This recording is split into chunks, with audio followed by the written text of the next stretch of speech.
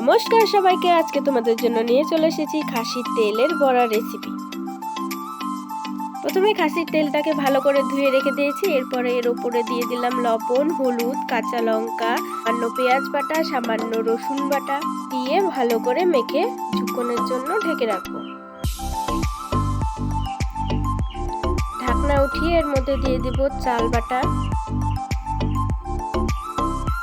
ভালো করে আবারও মেখে নেব চাল বাটা দিয়ে। কড়াইয়ে দিয়ে দেব সর্ষের তেল। এখন একে একে বড়াগুলো দিয়ে দেব।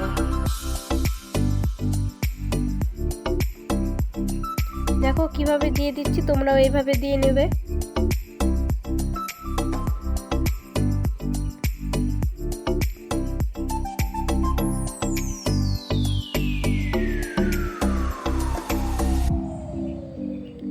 ভালো করে উল্টে লাল করে ভেজে নেব। ভাজা হয়ে গেছে, তুলে নিলেই রেডি আজকের খাসির তেলের বড়ার রেসিপি। আজকের রেসিপি তোমাদের কেমন লাগলো জানিয়ে দিও, ভালো লাগলে লাইক করে দিও। আর যে যে আমার চ্যানেলে নতুন আছো সাবস্ক্রাইব করে পাশে থেকো। দেখা হচ্ছে পরবর্তী রেসিপিতে।